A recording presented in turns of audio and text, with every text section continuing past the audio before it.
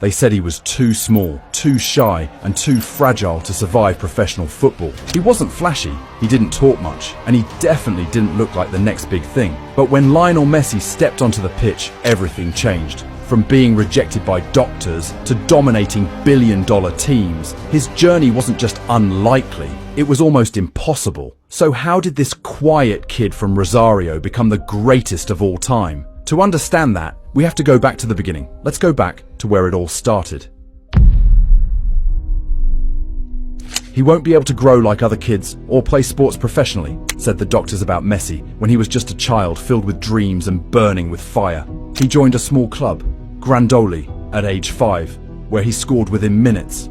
His grandmother used to take him to every training, attend every match, and always clap the loudest. She passed away when he was 10. It's for her. Every goal I score is for my grandmother, said Messi in an interview. As every time he scores a goal, he points towards the sky, paying tribute to his first supporter, his grandmother. At age 7, he joined the club that Maradona played for, Newell's Old Boys. He was known for scoring 100+ goals a season as a child and was locally known as La Pulga because of his size and the way he maneuvered with the ball. It also said that teams used to refuse to play if they knew Messi was in the Newell's lineup. At age 10, he was diagnosed with growth hormone deficiency.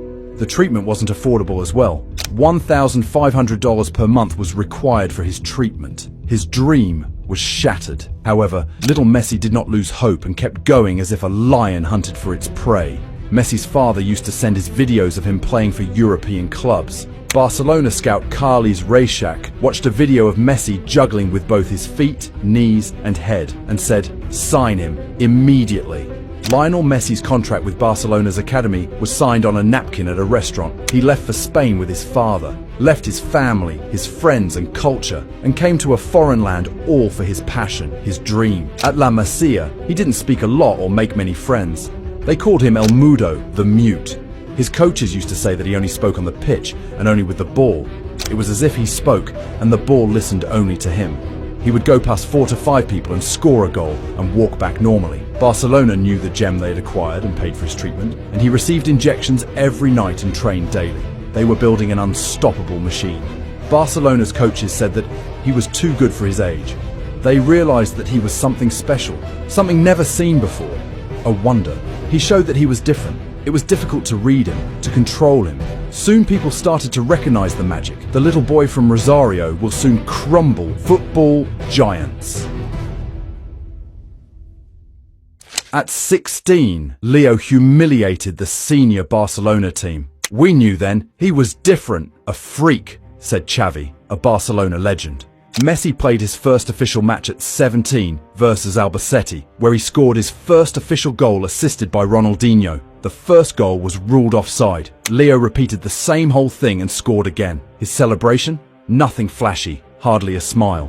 A silent warrior. Despite his early show of talent, people doubted and criticized. Too small, too fragile, too quiet to be a leader. He was seen as a mere backup. People focused on the other stars like Ronaldinho, Henry, and Eto'o. They thought he was just a bench warmer. People hadn't yet recognized the genius, the most lethal player that had entered the world of football. However, in the meeting rooms, Pep Guardiola and Johan Cruyff were examining closely. They didn't just recognize the sheer talent, but knew they had acquired a weapon.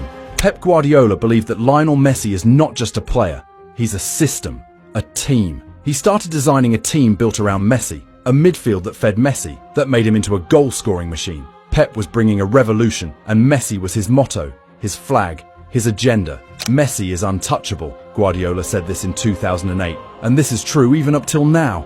Barcelona was preparing a cheat code, a teenager who would make legends question their skills. The signs were already there. He disgraced Juventus. He vanished past the defenders, and his overwhelming performance even made Juventus manager Fabio Capello wish to sign him, who said, "Who is this kid?" Barcelona refused. They knew the value of the lottery they possessed and wouldn't sell it for any offer. Then the hungry teenager faced the furious Chelsea in a Champions League match. Messi, with his simple yet uncanny skills, infuriated the defense so much that Del Horno received a red card after repeatedly fouling, and Messi walked off with an injured thigh. Nevertheless, he had made his mark, and had brought the entire stadium to its feet. The English press stopped doubting and started whispering now. He faced Getafe and scored a goal that shocked the footballing universe, stole the ball from the half-line, glided past 3 to 4 defenders, faked a shot, left the keeper on the ground, and scored. This goal was identical to Maradona's goal that he scored in 1986. Barcelona won by 5-2. However, only the unreal goal was remembered, not the score. They faced Zaragoza in 2006 as well, an important match in which Ronaldinho was left off and Messi took charge, and the opponents all met the same fate. He didn't score or assist, but he impacted, he led, he was the playmaker. The game revolved around him.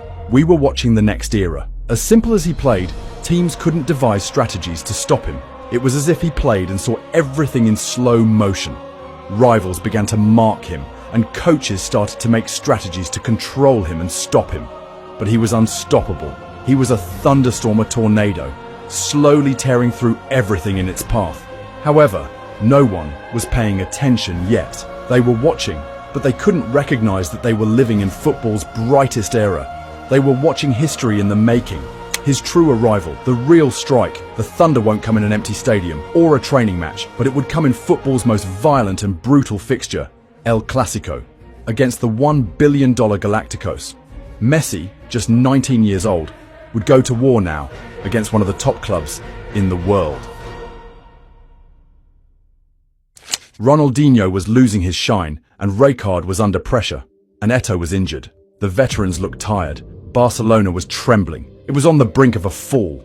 Valdés, Xavi and Iniesta still had hope, though just hope can't win you matches. Camp Nou was becoming silent. The media said, the magic is dying. So, how did Messi, just a quiet little teenager with shine and dreams in his eyes, destroy the Galacticos with this unstable Barcelona? Well, he was going to write history with his left foot. Now, Real Madrid wasn't just a team, it was the team. It was a $1 billion plus empire. It had the stars, the idols, and the warriors. David Beckham, Ruud van Nistelrooy, Guti, Raúl, Iker Casillas, and Sergio Ramos were all in Real Madrid. The lineup that was any team's worst nightmare.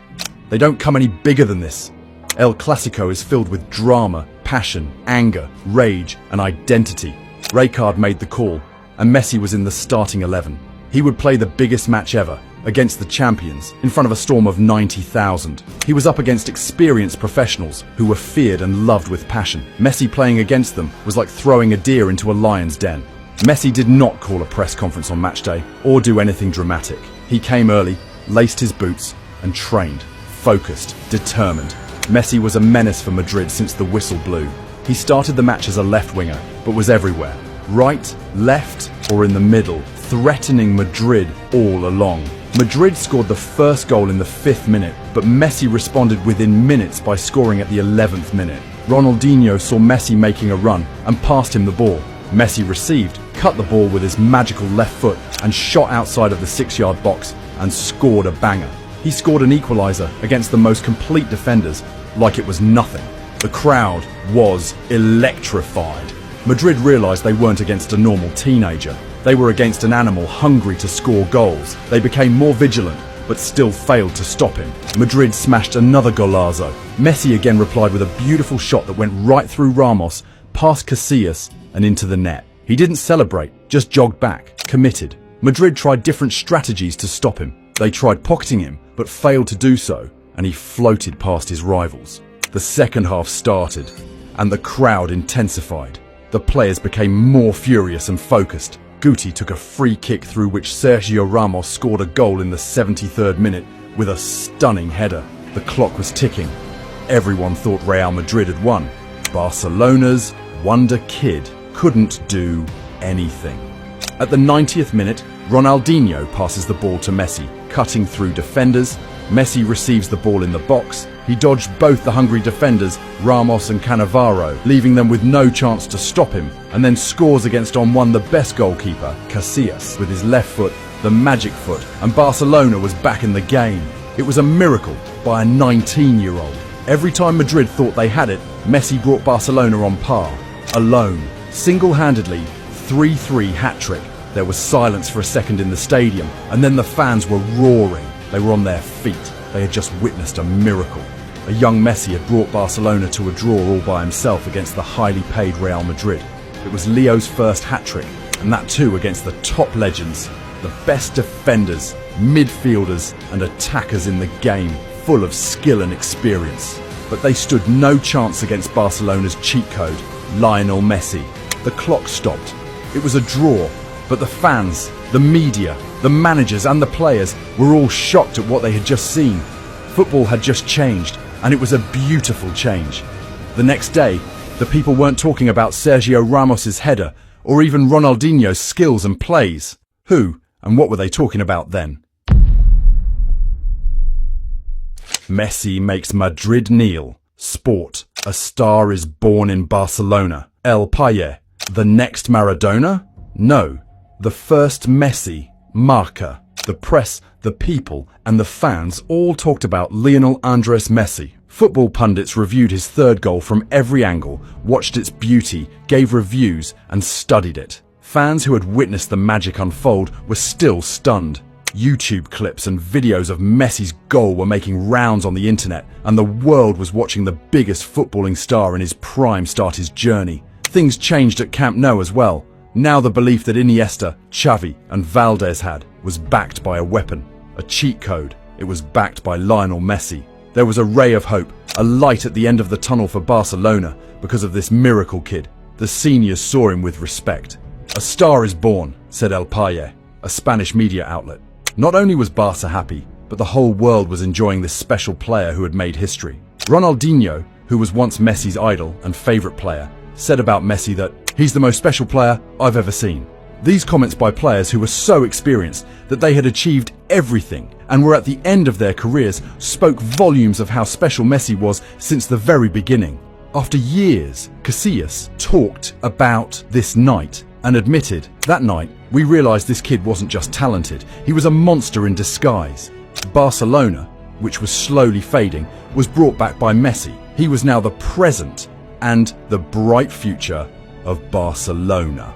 In the middle of all this recognition, appreciation and fame, you'd expect Messi to be going places and showing off his success. However, in line with his humble and silent personality, he trained normally the next day like he had not just made the top players in the game awestruck. He gave no interviews or parades. A journalist asked him about his first hat-trick, and he hesitated. I was just trying to help the team. That is Messi, the best in the world, but humble.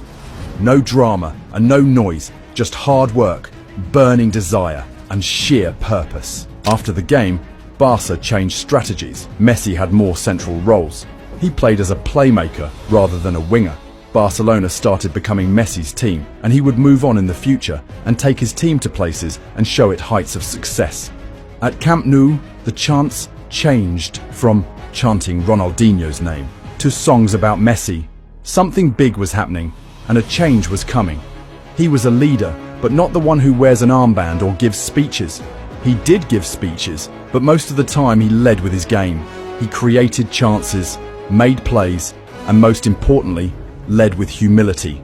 How will this kid move on to become an 8-time Ballon d'Or winner, a World Cup champion, and the most complete player in football history? It wasn't just God-gifted talent, but the talent was backed by hard work, commitment, and consistency. Ronaldinho transferred to Milan. Messi became the new number 10 of Barcelona. Since then, number 10 became associated with Messi. Every kid, no matter where in the world, would want the number 10 jersey with Messi engraved on its back, just like it was engraved on the hearts of the millions of Messi fans around the world. This success that he has achieved wasn't overnight. He worked in silence, didn't publicize on social media or any platform, but he trained in the scorching heat of Argentina, always arrived early at training, and still now, even in the peak of his career, when he had completed everything, he is the first to arrive at training, which shows his love for the sport. Messi played 4 FIFA World Cups, even went into the quarter-final once and the final once, but lost, and still he did not give up, and then prepared a team, or shall we say a pride of lions, which he led and won the most prestigious trophy of football with, the FIFA World Cup. In the years that followed Messi's first El Clasico, he went on to become the all-time top scorer in